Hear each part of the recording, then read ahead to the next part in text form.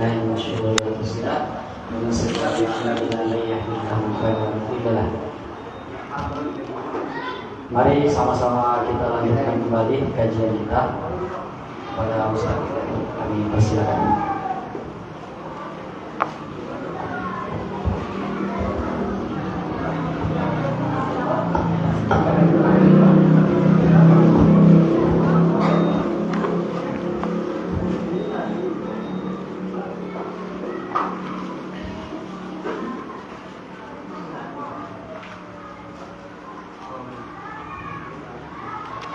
Bismillahirrahmanirrahim.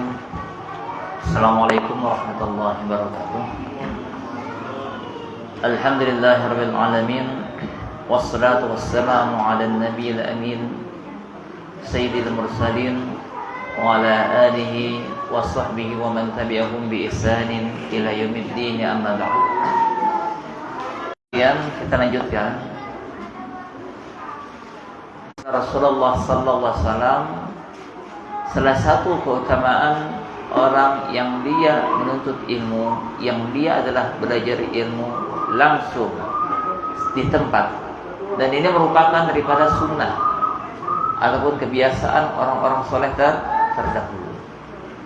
Kalau kita lihat kondisi kita pada hari ini adalah lebih nikmat, lebih memungkinkan banyaknya fasilitas dibandingkan orang-orang terdahulu. Siapa yang tidak kenal para imam? Siapa yang tidak kenal sekali Imam Syafi'i, Imam Bukhari, dan para ulama yang lainnya? Sekian daratan yang mereka lalui perjalanan untuk menuntut ilmu. Kita dari rumah kita di sini berapa menit? Ada di antara mereka contoh guru pertama kita, Rasulullah sallallahu alaihi wasallam. Dan di antara muridnya ada sahabat Abu Hurairah radhiyallahu taala anhu. Kadang ya Allah, enggak sebanding kita dengan kondisi mereka. Abu Hurairah radhiyallahu anhu rela menanti keluarnya Rasulullah sallallahu alaihi wasallam di depan pintu hanya untuk mendapatkan hadis dari beliau. Di saat sahabat-sahabat yang lainnya ada yang disibukkan dengan urusannya masing-masing. Sering kita mendengar bagaimana sang guru, bagaimana juga sang murid keluar sama-sama mencari bahan makanan, keluar sama-sama lapar. Makanya kita katakan sudah fasilitas kita, Bapak Ibu sekalian, jemaah sekalian, Masya Allah, kita ngaji masih ada rotinya, masih ada minumnya. Guru pertama kita mendapat wahyu dari Allah Subhanahu wa Ta'ala tanpa bekal. Kita tidak tahu kehidupan beliau yang lebih banyak lapar. Sang murid Abu Hurairah juga demikian, keluar dalam kondisi yang lapar, mendengarkan hadis Rasulullah sallallahu alaihi wasallam. Dan demikian juga para ulama sesudah mereka. Betul Pak, kita ini enak. Udah ada rotinya, udah dipanggil ngaji, pengumumannya lewat online. Angel betul. Betul ya. Susah betul enggak mau datang. Sudah enak banget. Enggak jalan kaki, bisa naik sepeda motor, enggak naik ontel lagi, enggak naik sepeda. Ya Allah. Fa bi ayyi ala'i rabbikuma tukadziban. Nikmat apa lagi yang Allah berikan kepada kita yang Allah dustakan? Ya Allah, luar biasa. Kita kondisi kita pada hari ini. Demikianlah mereka, orang-orang dulu pengusung ilmu sampai demikian mereka demi mendapatkan ilmu. Kita tidak berbicara panjang lebar bagaimana laparnya mereka, bagaimana susahnya mereka. Tapi demikianlah apa adanya. Kehidupan mereka adalah yang demikian. Makanya sampai-sampai sahabat Ibnu Abbas pernah mengeluarkan sebuah pernyataan. Al-ilmu yu'ta wa la ya'ti. Al-ilmu yu'ta ilaihi wa la ya'ti. Ilmu tersebut adalah didatangi dan bukan ilmu tersebut adalah yang datang. kita. Kita punya sebuah kewajiban untuk mendatangkan ilmu. Masya Allah, luar biasa. Perjalanan kita Bapak Ibu sekalian, entah yang mau jalan kaki atau mau naik sepeda, ataupun mungkin naik sepeda motor, ataupun mungkin naik mobil, seluruhnya mendapatkan perlakuan yang sama dari Allah Subhanahu wa taala ketika Rasulullah SAW mengatakan, "Man salaka tariqan yaltamisu fihi ilman." Coba. Hadis Nabi ini, man salaka, barang siapa yang dia berjalan, yaltamisu, dalam riwayat yang lain yatlubu fihi ilman, perjalanan tersebut untuk mencari ilmu. Nabi katakan adalah berjalan. Dibandingkan kita berdiam diri di tempat kita mendengarkan ilmu, beda tidak? Jelas bahasa Nabi adalah man salaka, barang siapa yang dia sedang menempuh, dia berjalan. Maka hadis ini adalah disampaikan oleh seorang sahabat ketika ada muridnya datang dari tempat yang jauh. Kamu datang menjumpai aku untuk satu urusan? Bukan. Untuk kepentingan dunia? Bukan. Hanya untuk menuntut ilmu. Keluarlah hadis ini,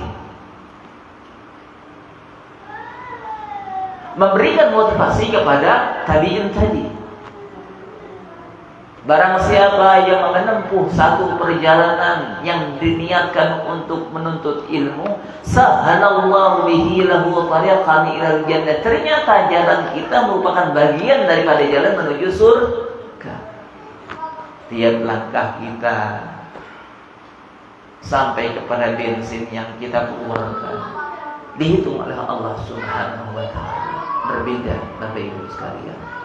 Usaha yang kita berikan untuk Allah Subhanahu wa taala sekedar untuk yang namanya menuntut ilmu. Hadis yang lain Rasulullah SAW juga sebutkan, diriwayatkan oleh Al-Imam At-Tirmidzi rahimahullah taala, "Idza marartum bi riyadil jannah farta'u." Ketika kalian sedang melewati kebun-kebun surga, farta'u, maka petiklah hasilnya, ikutlah panen. Ini merupakan satu anjuran dari Rasulullah SAW. Para sahabat heran, yang namanya kebun surga itu kan tidak ada di dunia. Yang dikatakan surga adalah di akhirat. Ya Rasulullah, wa mariyadul jannah. Ya Rasulullah, apa ada yang namanya kebun itu di dunia, kebun surga? Ya Rasulullah, apakah kebun-kebun surga yang kau maksud ya Rasulullah SAW? Apa kata beliau? Halakut zikri, halakah kelompok-kelompok zikir. Bahasa zikir di sini tidak bisa serta-merta kita artikan sekedar hanya dengan zikir la ilaha illallah, subhanallah, walhamdulillah, wallahu akbar, wa la ilaha illallah. Tidak. Zikir bisa bermakna dua, bisa demikian, dan juga zikir bisa bermakna adalah penuntut ilmu. Maka di dalam Al-Quran Allah katakan, "Fas'alu ahla dzikri in kuntum la ta'lamun." Fas'alu ahla dzikri, bertanyalah kepada ahlu dzikir. Maksudnya adalah kepada para ulama, kepada alim ulama yang mempunyai ilmu. In kuntum la ta'lamun, kalau kamu tidak punya ilmu. Maka ketika terhadap hadis ini, Atha bin Abi Rabbah ketika dia menerjemahkan halakut dzikri, diterjemahkan dengan majalisul halal wal haram, yaitu adalah majelis ilmu yang membahas tentang halal dan haram. Kaifa tatawadda, kaifa tusalli, kaifa tuzakki, kaifa tasum, kaifa tahujju, kaifa tabi, kaifa tashri. Yang berbicara bagaimana engkau nanti wudu, bagaimana engkau itu sholat, bagaimana engkau saum, engkau bayar zakat, engkau haji, jual beli, menikah. Bapak Ibu sekalian, terus terang, terkadang mungkin ada waktu yang kita berjalan, kita menuntut ilmu. Maaf, bukan saya menyampingkan atau mengatakan tidak berguna. Seluruhnya adalah berguna. Tapi perlu kita pahami, ilmu itu banyak. Usia kita adalah sedikit. Berapalah patokan usia yang Allah berikan kepada kita? Ilmu bagikan lautan yang sangat dalam. Andai kata kita dikasih oleh Allah Subhanahu wa taala ilmu sampai umur sampai 1000 tahun, nggak akan bisa kita meminum seluruh ilmu yang ada. Nggak akan. Ilmu itu banyak. Tapi pintar-pintar, pandai-pandai kita memilih ilmu yang paling bermanfaat. Sangat berbahaya kalau kita mencari ilmu bermanfaat mengalahkan yang paling bermanfaat. Ada logikanya adalah demikian. Ada orang berlayar ke laut, sudah mencari ikan. Mana yang lebih kita harapkan? Turun ke laut dapat 5 butir mutiara atau 50 kilo ikan tongkol. Pilih mana? Ayo pilih mana? Walaupun 5 lama bisa puluhan tahun, ikan tongkol berapa hari jadinya?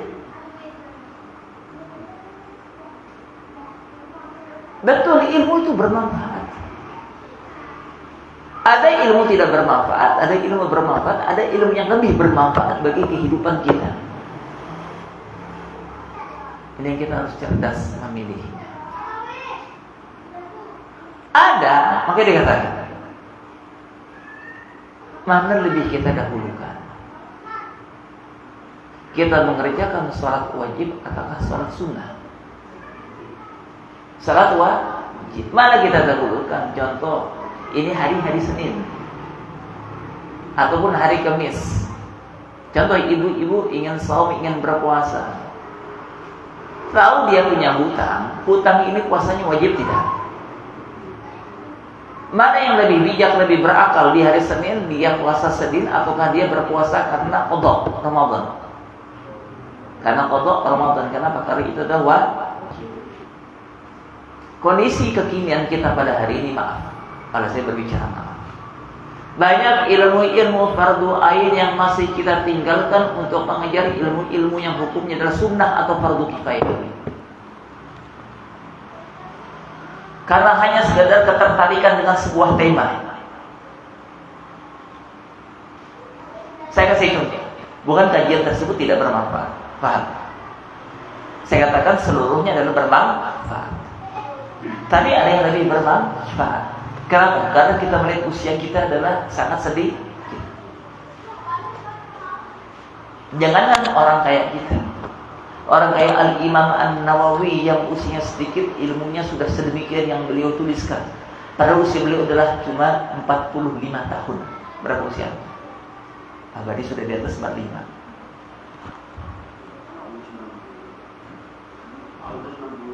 Al-Imam Asy-Syafi'i cuma 54 tahun. Ilmu yang beliau hasilkan. Ibarat tadi kita nyemplung ke dalam laut, kita lebih pilih ngambil mutiara dibandingkan ngambil ikan. Seperti tadi, kita lebih memilih puasa adalah puasa wajib yang kita masih punya hutang dibandingkan puasa sunnah. Kecuali memang kebetulan pada saatnya tidak ditemukan hari yang lain puasa sunnah. Contoh Shaum Arafah, Shaum Asyura, tidak mungkin pada hari yang lain. Maka demikian juga kita dalam mencari ilmu. Banyak ilmu-ilmu yang sebetulnya adalah fardu ain, Bapak Ibu sekalian, kita tidak belajar. Kita tinggalkan hanya sekedar dengan ketertarikan tema. Ada ilmu yang pasti kita pasti mengalami, ada yang belum kita pasti. Contoh, sekedar kita mengimani Dajjal itu pasti muncul, cukup kita imani tanpa perlu terlalu dalam. Terlalu dalamnya kita sudah menjadi bagian daripada sunnah, betul tidak? Tapi pertanyaan saya, apakah setiap kita nanti ketemu Dajjal? Ketemu Dajjal nggak kira-kira? Belum tentu ketemu Dajjal. Silahkan dibaca, tapi mana lebih penting dibandingkan ada satu hal, kita masuk kuburan, pasti tidak. Kehidupan setelah kematian pasti tidak. Semua orang pasti ngalami tidak, dibandingkan ketemu Dajjalnya. ketemu dajalnya, masalah dajjal cukup al-iman bihi, kita imani. Tapi persiapan setelah kematian yang pasti kita alami, ini termasuk bagian daripada fardu ain. Sehingga kita selalu mawas diri, kita memperbaiki amalan kita, kualitas kita. Kita harus mengenal Allah, mengenal Rasulnya. Karena salah satu pertanyaannya adalah di alam kubur. Maka insya Allah besok kajian Ummahat, karena mintanya adalah akidah. Insya Allah kita akan memulai dengan satu kitab kecil tapi berfaedah dan bermanfaat. Nama kitab Al-Usul Tsalatsah, 3 landasan dasar.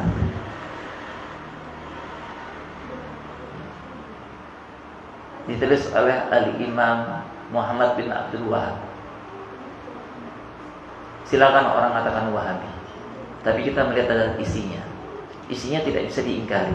Dia adalah kebenaran yang tidak bisa diingkari. Kenapa? 3 landasan pokok yang pasti manusia menanaminya. Maka kita katakan banyak orang mengejar karena ketertarikan. Tertarik betul, Masya Allah, tema Dajjal, tema Ya'juj wa Ma'juj, dan demikian. Tapi pertanyaan saya, apakah tiap orang mengalaminya? Tidak. Tapi apakah tiap orang mengalami kematian? Ini tidak kita banyak ketahui. Apa kehidupan kita setelah kita di alam kubur, yang menjadikan iman kita makin bertambah. Kita selalu introspeksi, diawasi oleh Allah Subhanahu wa Ta'ala. Kita tidak mempelajari bagaimana nanti di padang mahsyar pertanggungjawaban kita di hadapan Allah Subhanahu wa Ta'ala.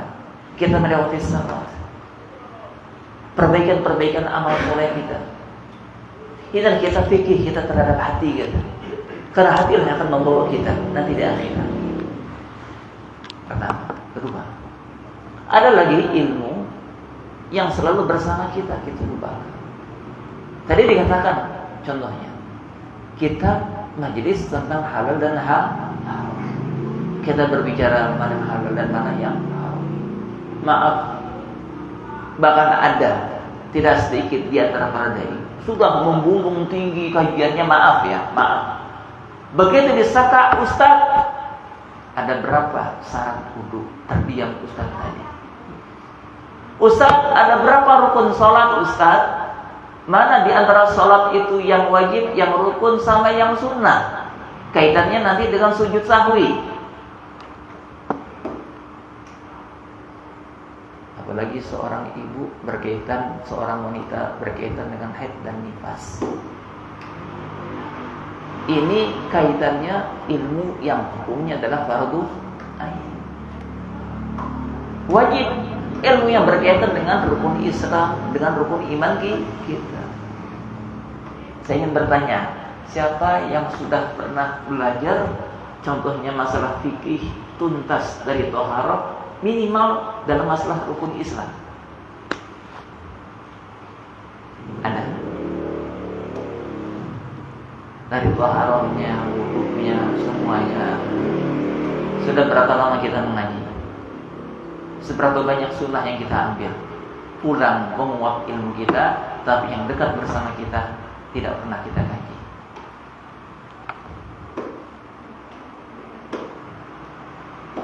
Maka para ulama mengatakan di antara ilmu fardu ain adalah ilmu tauhid, adalah ilmu fikih, adalah ilmu tazkiyatun nufus. Kita bersihkan hati kita, karena diminta sama Allah kelak kita di akhirat adalah ilmu yang bisa mendatangkan amalan bagi kita. Allah nggak nanya kok sama antum, ya, nggak tanya sama antum, ya. Ilmu itu yang sifatnya sekedar wawasan, enggak. Yang ditanya sama kita itu nanti yang kaitannya sama amal soleh kita, betul tidak?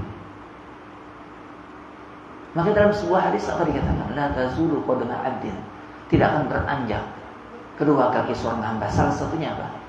Yang ditanya, apa yang telah dia kerjakan dari ilmu yang dia ketahui? Betul tidak? Sekedar wawasan Allah tidak tanya. Walaupun itu bukan maksiat. Banyak jadi terus terang ilmu pada hari ini itu fardu ain kaitan sama amal kita sudah kita tinggalkan. Yang itu sudah menjadi tradisi para ulama, mereka mempelajarinya. Saya sekarang baru nggak. Mereka dulu kenapa ketika ada ya anak-anak kecil, ya, mereka dalam majelis ilmu, ya, sifatnya sering tulisannya adalah pakai Arab Melayu, belajar arkanul iman, belajar arkanul Islam, belajar dari kitab-kitab yang sangat sederhana, belajar toharo, belajar sholat, ini dan itu. Ini adalah sunnah, kebiasaan orang-orang sholat terdahulu, mereka memulai belajar mereka. Ya. Maaf, kita pada hari ini sering lari kepada ketertarikan T. Sehingga maaf, dulu pernah ikhwan, saya kadang heran, masalah tai kucing aja dipermasalahkan. Kenapa itu dipermasalahkan? Karena ilmu kita dangkal, yang fardu ain belum ada. Kalau sudah ada yang fardu ain, nggak perlu itu dipermasalahkan. Sesuatu yang sudah disepakati para ulama, kita akan ngerti. Sering kita terjebak dalam hal-hal itu yang adalah diperselisihkan oleh para ulama. Kenapa kita tidak belajar terlebih dahulu sesuatu yang disepakati oleh para ulama yang sudah jelas dalilnya?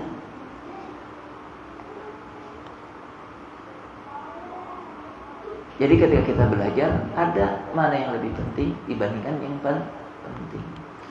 Usia kita terbatas. Maka Al-Imam Asy-Syafi'i, beliau pernah mengatakan dalam sebuah syairnya, la yanalu ilma jami'an hadun, la walau hawalu alfasana.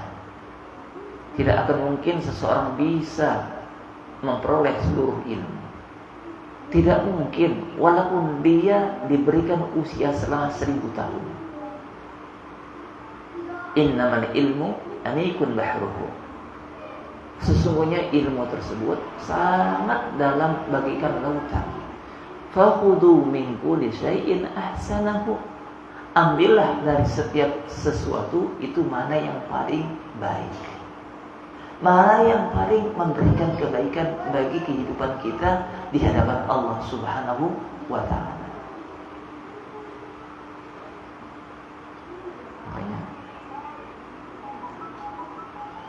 di dalam masalah fikih ada yang hukumnya kita belajar sunnah, ada hukumnya yang kita adalah fardu ain. Maka ada para ulama, ya Allah, mereka ketika mereka menulis ilmu kayaknya sederhana, yang dibahas cuma seputar rukun Islam, rukun iman, karena itu merupakan bagian daripada fardu ain yang Allah Subhanahu wa ta'ala tanya kepada kita. Maka ada satu doa Rasulullah SAW mengajarkan kepada kita, Allahumma inni as'aluka ilman nafi'an, atau Allahumma inni a'udzubika min ilmin la yanfa'. Ya Allah, aku berlindung kepadamu dari ilmu yang tidak bermanfaat. Ya Allah, aku memohon kepadamu dari ilmu yang bermanfaat. Ini hati-hati kita terhadap ilmu itu banyak. Kita khawatir terjebak dalam ilmu yang tidak memberikan manfaat kepada kita. Di antara yang paling bermanfaat, kita cari mana yang paling bermanfaat bagi kehidupan kita. Itulah tadi banyak terjebak hal yang demikian. Walaupun sehari-hari kita perlu kita kepahami, beda pahalanya di sisi Allah. Kita berbuat sesuatu dengan berlandaskan ilmu, tahu ilmunya, tahu seperti ini ilmunya, dibandingkan kita mengerjakan sesuatu yang sudah menjadi turun-temurun tanpa kita ketahui ilmunya. Segala sesuatu yang mendatangkan pahala bagi kita adalah kita dibarengi dengan ilmu. Ketika kita berwudu, beda pahala yang kita hasilkan dibandingkan ketika kita berwudu, kita lakukan dengan kebiasaan tanpa ada tahu ilmu, karena sudah jadi kebiasaan. Dibandingkan ketika kita berwudu, adalah ilmunya demikian, hadisnya adalah demikian, Rasulullah mengajarkan wudunya adalah demikian, sehingga saya mencontohnya adalah demikian. Kemudian oleh para ulama sudah dibukukan demikian, menjadi adanya rukun, demikian menjadi ada yang disunahkan, demikian ada pembatal-pembatalnya. Semuanya kita kerjakan adalah karena ilmu. Dan ini tidak mungkin bisa kita dapatkan kecuali dari seorang guru. Kalau tidak, Bapak Ibu sekalian, apa faedah dan manfaatnya para ulama sudah menulis sekian buku dari yang paling kecil sampai tebal? kalau kita tinggalkan dan kita tidak mempelajarinya.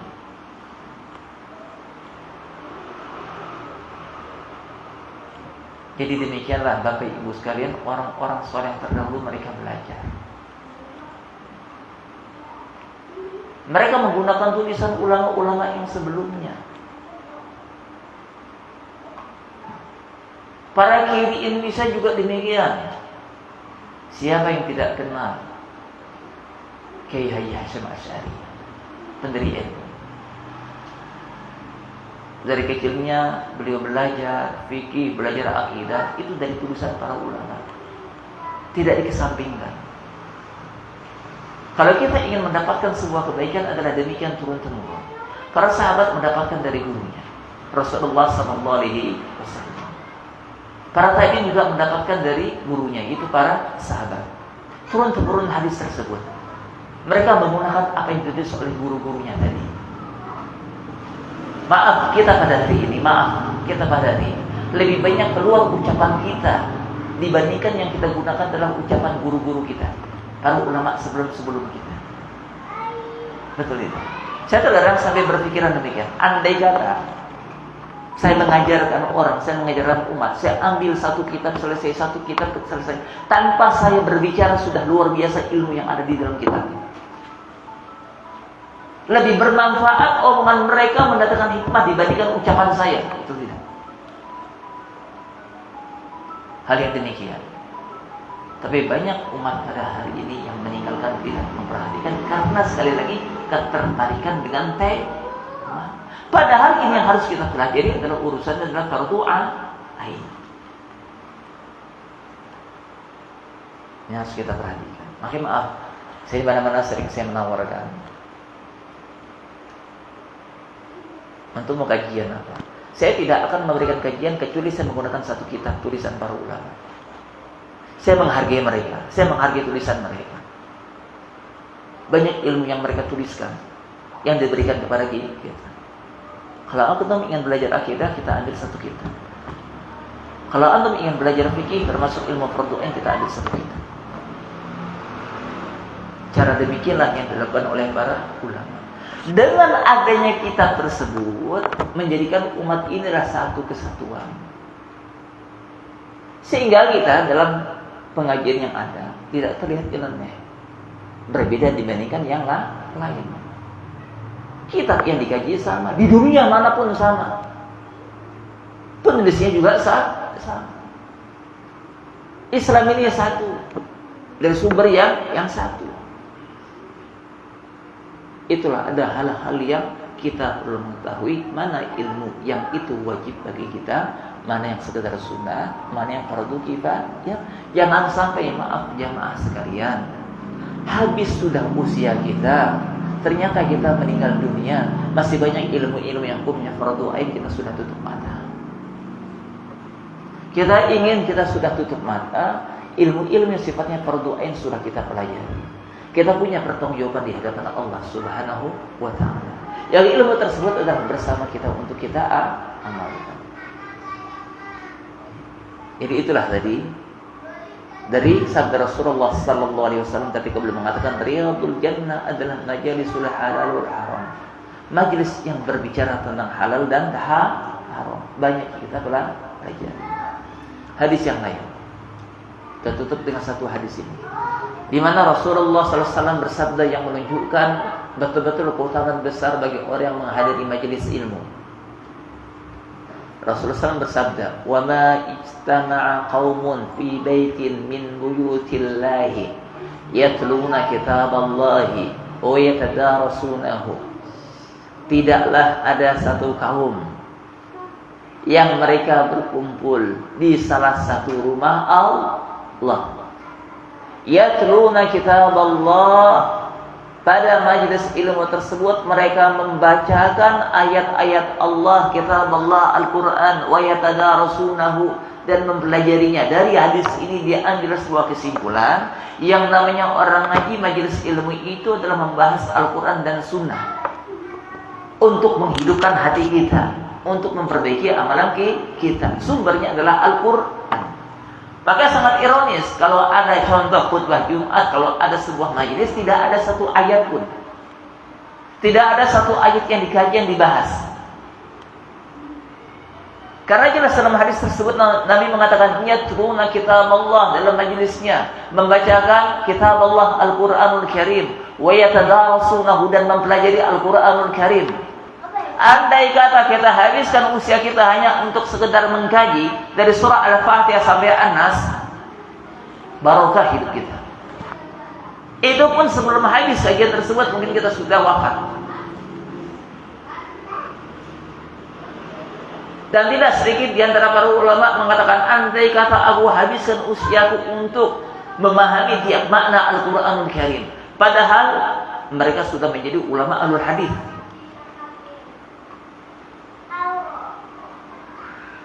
Yatruna kitab Allah, kajian kita adalah Al-Qur'anul Karim. Dan apa yang bercabang dari Al-Qur'anul Karim? Wa yatadarasunahu, dalam majlis tersebut dipelajari Al-Qur'anul Karim. Makanya karena yang dipelajari ada Al-Qur'anul Karim, apa yang terjadi? Setelah itu pada sabda Rasulullah sallallahu alaihi wasallam, illa nazalat alaihimus sakinah. Dalam majlis tersebut nazalat alaihimus sakinah, kata Nabi. Turun sakinah, ketenangan dari Allah Subhanahu wa taala. Kenapa? Karena yang dipelajari adalah Al-Qur'an, yang dipelajari adalah Islam. Enggak bikin ribut, sakinah, tenang. Kita selesai ngaji, kita tenang, hati kita semakin bersih. Tujuan kita hanya kepada Allah Subhanahu wa taala, bukan kepada pikiran dunia. Bukan menyalahkan satu kelompok yang lain, membenarkan satu kelompok, tidak. Yang kita pikirin apa yang saya pertanggungjawabkan di hadapan Allah Subhanahu wa taala. Apalah amalan saya, kita menjadi tenang, mikirin kita, bukan mikirin orang lain. Bahaya ini kalau kita ngaji setelah itu kita mikirin orang. Kita ngaji adalah untuk apa? Mikirin diri kita sendiri. Apa kesalahan saya? Apa yang sudah saya persembahkan kepada Allah Subhanahu wa taala? Kalau sudah ngaji, kita mikir apa kesalahan orang lain, ini berhabis. Kita tidak ditugaskan untuk mencari kesalahan orang lain.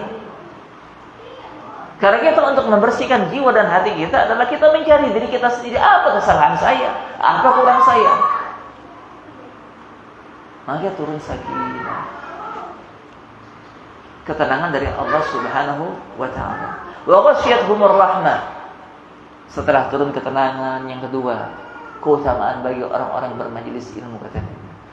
Diliputi oleh rahmat Allah, kasih sayang Allah Subhanahu wa taala.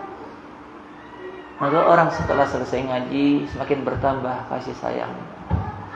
Suami pulang ke rumah makin cinta sama istrinya. Yang istri selesai ngaji makin cinta sama suaminya, makin manut sama suaminya. Si anak selesai ngaji makin sayang sama abi dan uminya, ayah dan ibunya, semakin taat. Karena tujuan daripada kita mengaji bermajelis ilmu adalah untuk memunculkan ketaatan kepada siapa yang berhak kita taat. Bukan selesai kita mengaji malah nambah durhaka sama orang tua. Kan berhabis kalau kayak gitu. Ada kadang pengajian demikian, pulang ngaji malah orang tuanya didosa-dosakan. Mungkin ada satu kekurangan, tapi jadilah cara yang bijak. Bagaimanapun kamu anak, tidak boleh mengeluarkan sebuah ucapan yang menyakiti hati orang. Selesai ngaji malah semakin durhaka sama suami, merasa lebih pintar dari suaminya. Pulang ngaji bukan makin sayang sama istrinya, makin beringas sama istrinya. Pulang ngaji kayak makin harimau sama istrinya, kayak macan sama anak-anaknya. Dan dalam pengajian muncul rahmat kasih sayang dari Allah Subhanahu wa taala, muncul ketenangan, muncul kasih sayang. Wa hafathumul malaikah, yang ketiga, katanya, didaungi sayap malaikat. Dari sekian makhluk Allah ciptakan, ada malaikat yang sangat banyak sekali jumlahnya.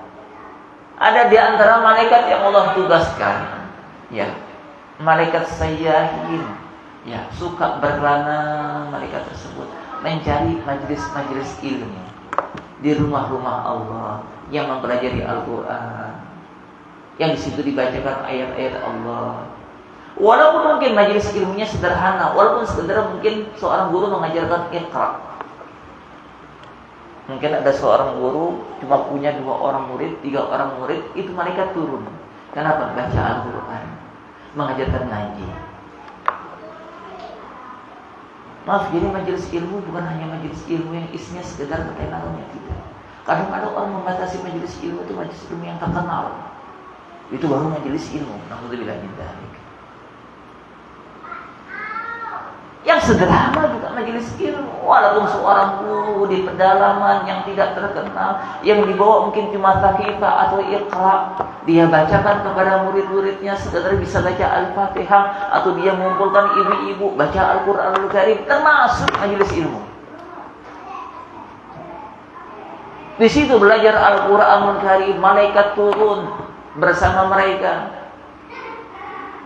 Karena di antara tabiat malaikat adalah suka dengan para penuntut ilmu, suka dengan orang yang berilmu. Sebagaimana ketetapan Allah, dulu Allah perintahkan sujud kepada Nabi Adam. Kenapa mereka sujud kepada Nabi Adam? Li ilmihi, karena ilmu yang dimiliki oleh Nabi Adam.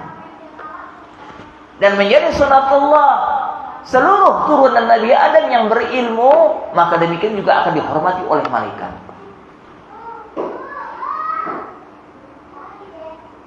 Jadi dulunya demikian, sejarah awalnya sampai turun-temurun juga demikian. Selalunya malaikat menghormati para ulama, orang-orang yang berilmu, majelis ilmu. Hanya orang-orang yang sombong dalam majelis, ketika Allah meminta sujud kepada Nabi Adam, nah maka demikian juga hanya orang-orang yang sombong, yang mereka jauh dari ilmu. Karena ilmu itu dia masuknya ke hati. Maaf, ketika dalam hati kita ada kesombongan, ilmu mental, nggak bisa diterima. Itu sudah tabiat. Maka di antara para ulama ada yang mengatakan keluar syair, al ilmu lil fata al muta'ali kasayli lil makan al ali. Ilmu itu bagi para pemuda yang sombong, yang angkuh, bagikan air ke tempat yang tinggi. Sifat air adalah tidak mungkin dia mencapai tempat yang tinggi. Dia selalu mencari tempat yang rendah. Ilmu juga demikian, dia hanya mencari hati-hati para pemuda, orang beriman yang hatinya rendah. Ilmu kenapa bersama Nabi Adam alaihissalam, tidak bersama iblis? Iblis meninggi sesuai dengan tabiatnya, api meninggi. Dia merasa ana khairu minhu, saya lebih baik daripada Adam. Maka kalimat ana khairu minhu tidak bisa kemasukan ilmu. Merasa dirinya adalah sombong, lebih baik Nabi Adam sesuai dengan tabiatnya, terbuat dari tanah. Tanah bagaimana sifatnya? Rela dipijak, tapi tidak mengeluh. Tawadhu, pantas mendapatkan ilmu. Maka pada surah Al-Baqarah ayat 31 ketika Allah bercerita, ya Adam ambihum bi asma'ihim, wahai Adam, kasih tahu mereka nama-nama yang telah diajarkan kepada engkau. Disebutkan. Barulah bertasbih para malaikat, melihat bagaimana Allah menciptakan Nabi Adam yang mampu untuk menyerap ilmu. Itu tadi. Sehingga pada hari ini juga demikian, para malaikat sangat menghormati para penuntut ilmu, orang-orang yang menuntut ilmu. Majelis-majelis ilmu ini tidak bisa didapatkan bagi orang hanya melihat tayangan di YouTube. Tidak bisa didapatkan yang demikian. Sekali lagi saya katakan, betul ada manfaatnya, betul ada kebaikannya untuk dapat demikian. Tapi hadis ini berlaku adalah bagi orang-orang yang bermajelis ilmu. Keempat, kata Allah, kata Rasulullah SAW, wa dzakarallahu fi man indah. Allah akan menyebut orang-orang tersebut di sisinya, dimasukkan dalam kategori orang-orang berzikir kepada Allah Subhanahu wa taala. Jadi kalimat zikir bukan hanya pada kalimat mengucapkan subhanallah walhamdulillah wa la ilaha illallah wallahu akbar. Orang menuntut ilmu juga dikatakan zikir. Membaca Al-Qur'an juga zikir, mempelajari Al-Qur'an juga zikir. Membaca hadis-hadis Rasulullah SAW juga zikir. Mempelajari hadis-hadis Rasulullah juga demikian, membaca hadis juga demikian. Mengkaji fikih juga bagian daripada zikir. Belajar akidah juga bagian daripada zikir. Mempertebal iman kita kepada Allah Subhanahu wa taala juga bagian daripada zikir.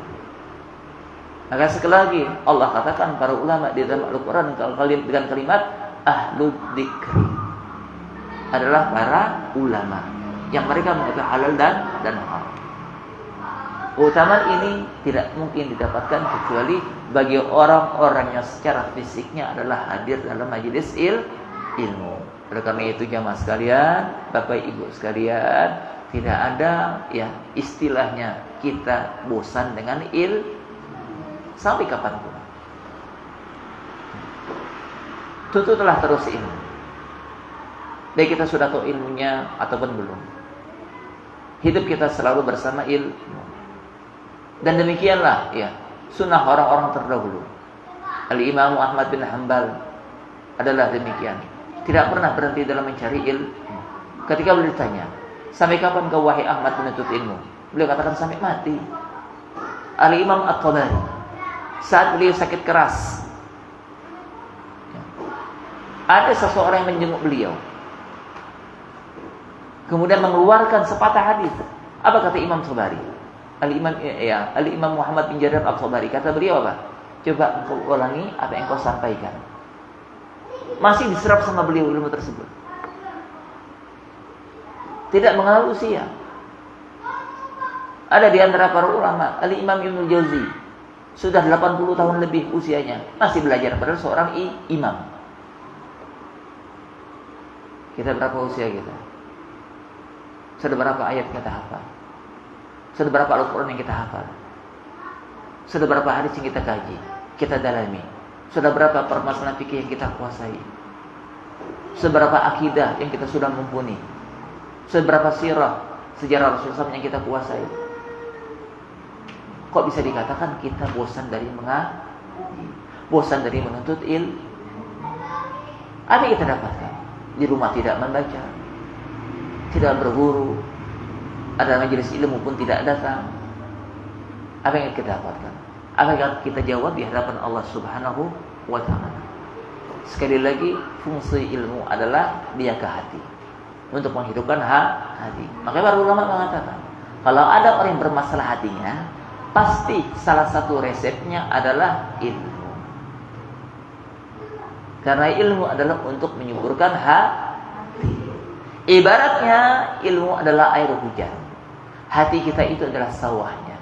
Semakin dia diguyur sama air hujan, maka dia akan semakin subur. Semakin dia tidak mendapatkan air hujan, maka hati akan menjadi gersang dan mati. Jadi yang sedikit ini mudah-mudahan Bapak Ibu sekalian bermanfaat bagi kita semua. Jadi banyak poin ya, yang tadi kita sampaikan ya. Jadi adalah demikian. Jadilah kita tidak pernah bosan-bosannya sebagai penuntut ilmu. Kemudian yang kedua, dari sekian ilmu yang ada, usia terbatas. Kita lebih dahulukan mana ilmu yang hukumnya adalah fardu ain bagi kita, sebelum kita menuju kepada ilmu yang hukumnya adalah sunnah, apalagi bagi keluarga yang mereka adalah cinta kepada ilmu. Marilah kita wujudkan. Contoh,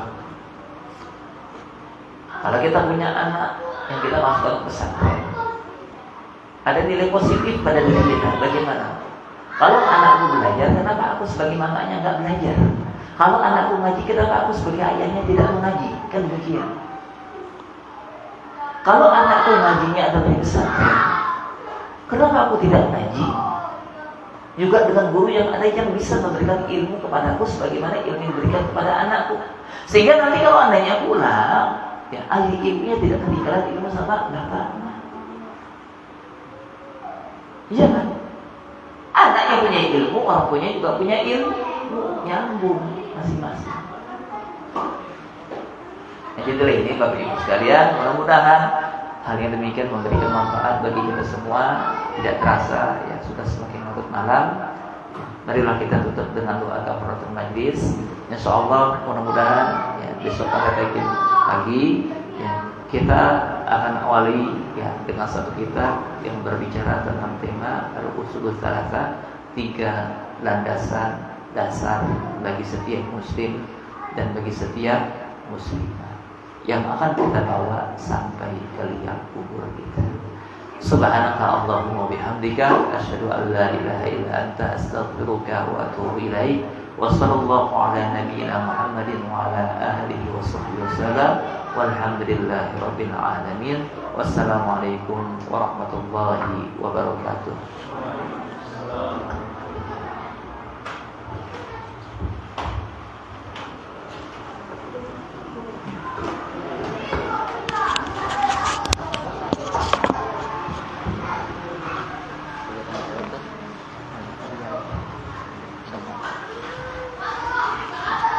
Alhamdulillah, kajian kita pada malam hari ini telah sama-sama kita dengarkan. Mudah-mudahan apa yang disampaikan oleh Ustaz dapat menambah keimanan kita, menambah semangat kita untuk terus menuntut ilmu, khususnya ya majelis-majelis yang diadakan oleh Insan Muda Asahan setiap malam Senin di masjid yang sama-sama kita cintai ini, khusus di pekan ketiga itu di malam Ahad. Informasi besok pada subuh kita juga ada kajian di Masjid Al-Muttaqin, Jalan Teguh Amir Hamzah, Wilayah Iskandar ya, Selawan pada subuh. Kemudian untuk akhwat jam 9 pagi di Masjid Al-Furqan ini. Jadi pada bapak-bapak sekalian ya, diantarkan istri-istrinya, anak-anak perempuannya untuk ikut kajian ya. Karena tema yang sangat penting yaitu akidah. Ya, mungkin ini saja. Kemudian ucapan terima kasih juga kepada BKN yang telah memfasilitasi terselenggaranya acara ini. Kemudian juga ucapan terima kasih kepada para donatur yang sudah bersedia menginfakkan hartanya untuk terselenggaranya acara pada malam hari ini, dan juga taklim-taklim Insan Muda Asahan yang lainnya. Kami terus membuka layanan infak ya, donasi kepada jamaah sekalian yang ingin berpartisipasi. Kami persilahkan, ada panitia yang nantinya menghandle donasi-donasi tersebut. Mungkin ini saja yang dapat kami sampaikan karena malam sudah larut. Ustaz juga ingin istirahat. Mari sama-sama kajian kita pada malam hari ini kita tutup dengan mengucapkan lafaz hamdalah. Alhamdulillahirabbil alamin. Wabillahi taufiq wal hidayah. Wassalamualaikum warahmatullahi wabarakatuh.